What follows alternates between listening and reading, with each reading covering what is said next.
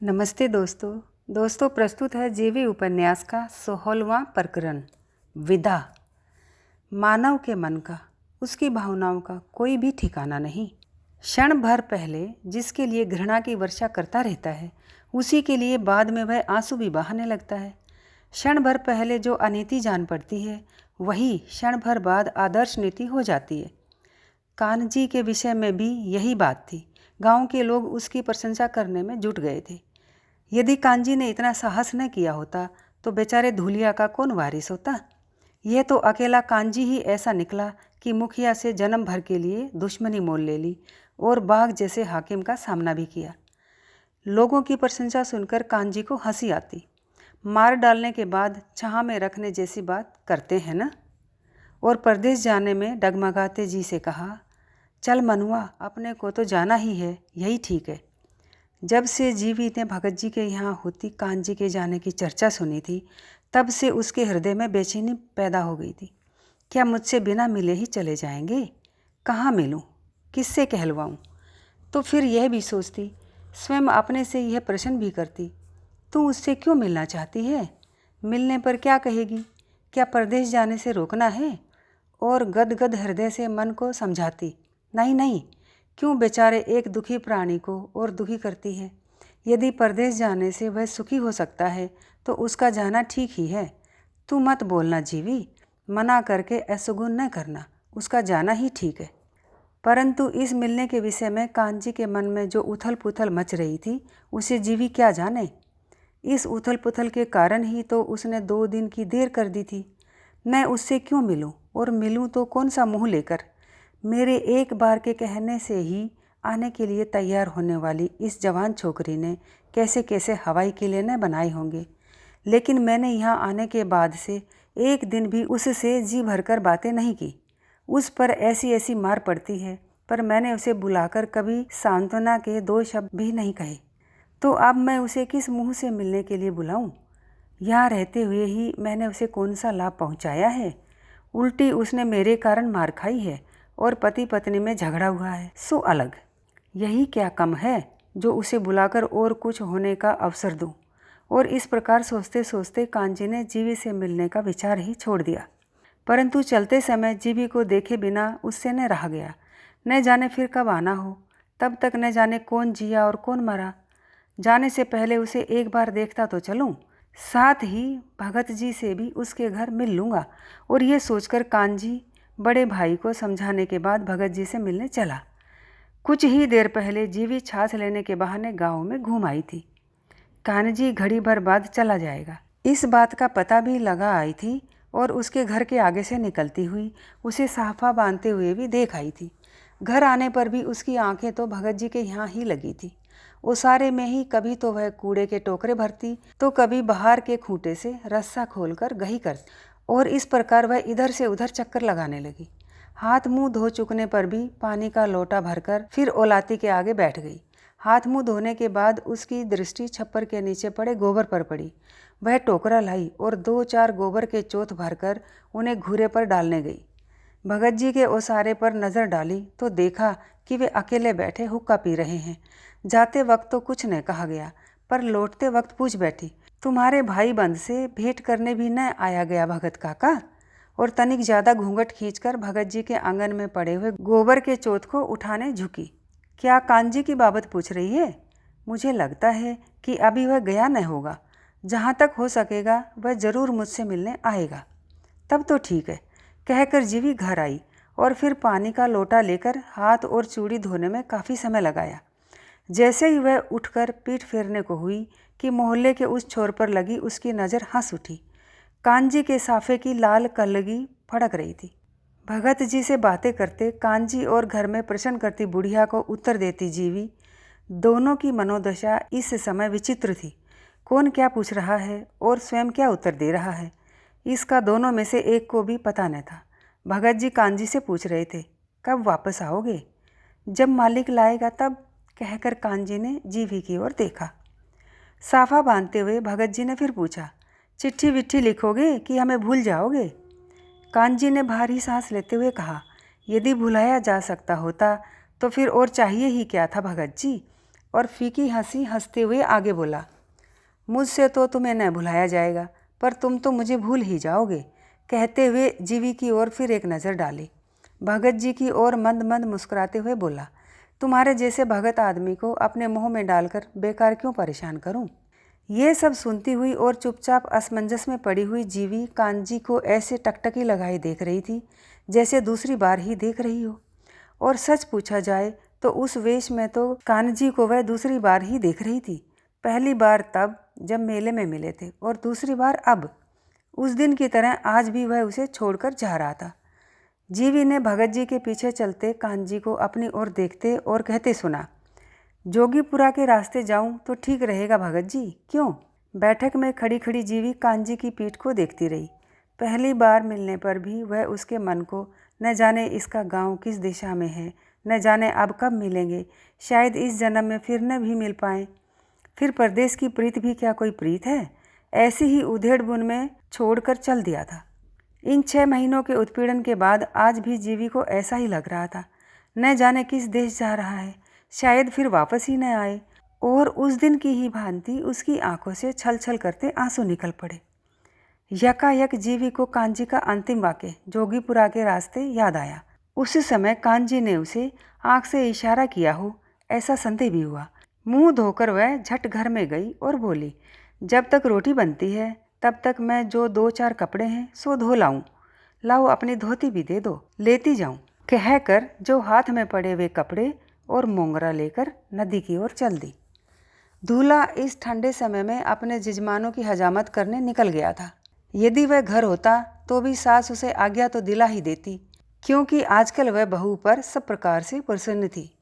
कान्जी को विदा देने के लिए बहुत से लोग इकट्ठे हुए थे। उनमें भी उसकी भाभी, बड़ा भाई, हीरा और भगत तो उसे ठेठ गांव के बंजर तक पहुंचाने आए थे।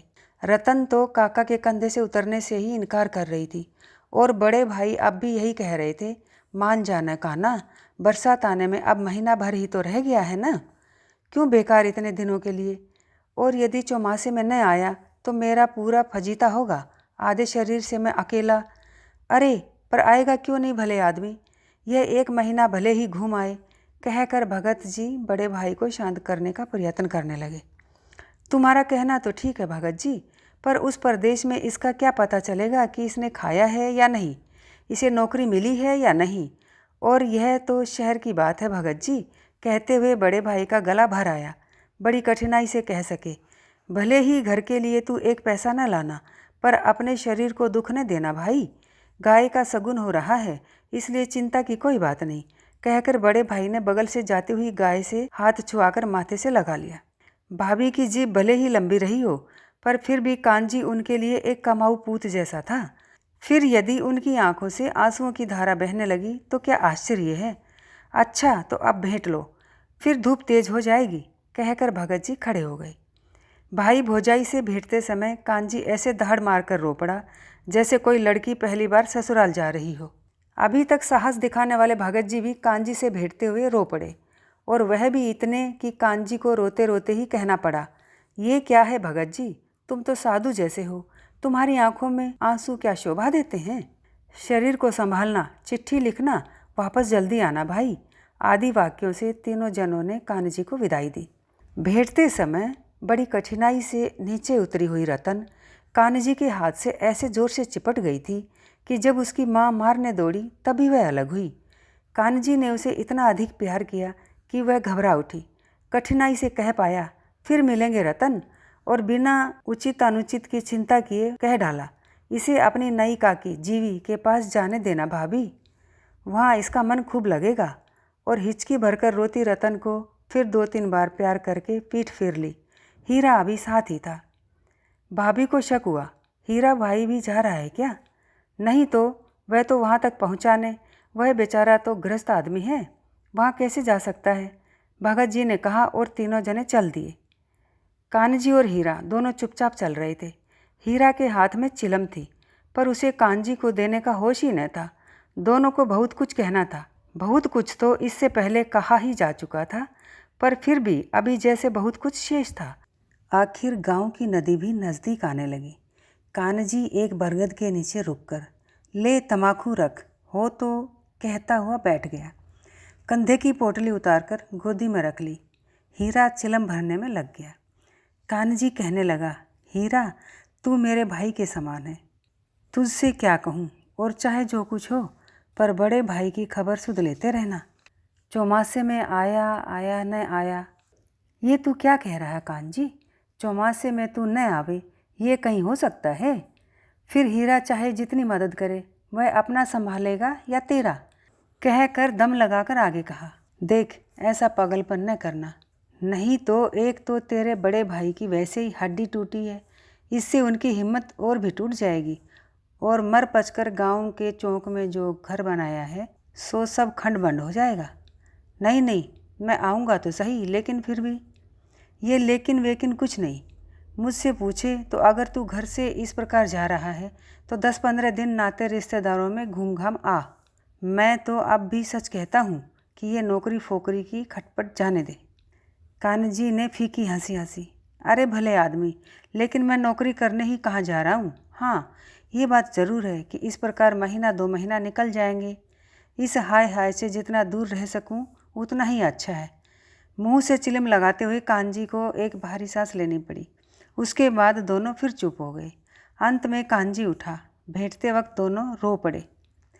कान्जी क्यों गांव छोड़ रहा है ये हीरा को अच्छी तरह मालूम था, इसलिए आज उसे जीवी पर गुस्सा आ रहा था।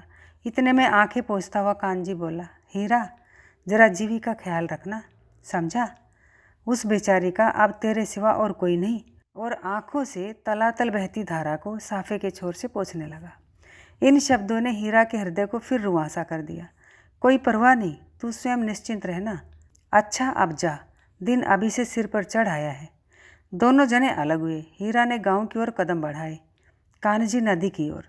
परंतु नदी के किनारे से उतरते उतरते तो कान्जी ने कोई 10 बार पीछे और इधर उधर दूर तक नज़र दौड़ाई।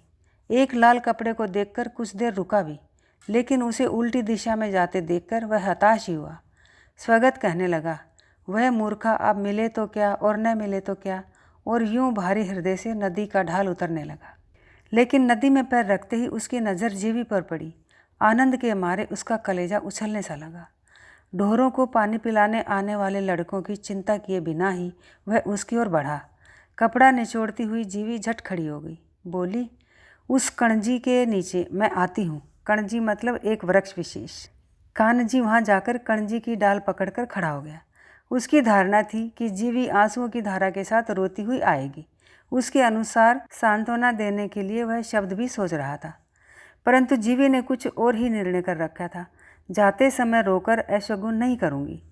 और जितना वह रो सकती थी उतना उस निर्णय को करते करते रो चुकी थी। पास आते आते हंसमुखी जीवी ने पूछा, जाना था तो जरा जल्दी ही निकलते, सिर पर धूप क्यों कर ली? कान्जी ने मन में सोचा तो सही कि कह दे, हृदय की ज्वाला के समक्ष सिर की धूप किसी गिनती में नहीं जीवी, पर यह न कहते हुए व्यवहारिक बात ही कही। निकला तो जल्दी ही था, पर सबसे मिलते मिलते देर हो गई। जीवी अब भी हंस रही थी। उसने भी कणजी की डाल पकड़ी, पत्ते तोड़ते हुए पूछा, वापस कब आओगे? क्या बताऊं? तो भी बरसात लगते तो आ जाओगे न? देखूंगा, कहकर जीवी की ओर देखता हुआ वह बोला, यह कोई मेरे हाथ की बात नहीं। और निष्ठुर प्रतीत होते प्रियजन के हृदय को चोट पहुंचाने की मनोवृत्ति से प्रेरित होकर ही आगे कहा, यदि इतने दिन में ही वापस आने की बात होती तो घर और गांव ही क्यों छोड़ता? और यह कहकर जूतों की नोक से नदी की रेती में लकीरें खींचने लगा। सच, उसके होंठ काँप रहे थे, दृष्टि धुंधली हो रही थी। जीवी की मुख मुद्रा पर दृष्टि डालकर कान्जी ने फिर बात संभाली, नहीं नहीं, कहीं ऐसा होता है आदमी सब कुछ छोड़ सकता है, पर उससे अपना वतन कैसे छोड़ा जा सकता है? और किसी के चाहे छोड़ा जा सके या न छोड़ा जा सके, पर तुमसे तो छोड़ा ही जा सकता है। और कणजी की टहनी चीरती हुई आंसू भरी आंखों से कान्जी की ओर देखती जीवी आगे बोली, तुम्हारा कलेजा कोई आदमी का थोड़े ही है। कान्जी ने फिर एक लंबी सांस ली और नीचे नज़र किए हुए ही बोला, यह तो अकेला मैं जानता हूँ, यह मेरा दिल जानता है। आदमी का कलेजा न होता तो आज घर बार छोड़कर जाने की ज़रूरत न पड़ती। कहकर नीचे के होंठ को दांतों के बीच में लेकर ऐसे जोर से दबाया जैसे आंखों से निकलने वाले आंसू मुंह के रास्ते निकलने वाले हों। दोनों जने चुप रहे। इन दो जनों के आसपास का वातावरण ऐसा शांत और भयंकर लगता था मानो उसकी शांति दूर दूर तक नदी में नहाते बालकों की आवाज़ और पक्षियों की चहचहाट को निगल रही हो। अंत में जीवी बोली, क्यों देर करते हो? कान्जी अपने धुन में कहता जा रहा था, हाँ मैं जाऊँ, इसी में भला है, इसके बिना तेरा या मेरा किसी का भी हित नहीं हो सकता। जीवी मन ही मन सोच रही थी या बोल रही थी, इसका पता तो स्वयं उसको भी न था, न जाने ये भला हो रहा है या बुरा। सहसा कांजी चैतन्य हुआ। उसकी आंखों में कुछ और ही प्रकार की चमक थी। जीवी की ओर एकदम बढ़कर उसने पूछा, मेरी एक बात मानेगी? चल हम दोनों ही भाग चलें, है हिम्मत? क्षण भर के लिए जीवी खिल उठी। फटी आंखों से कांजी पर जमाई हुई उसकी दृष्टि मानो कुछ पूछ रही थी। क्या सच कहते हो? उसे कांजी के गले से लिपटने जैसी उमंग आई, पर दूसरे ही क्षण वह ढीली पड़ गई।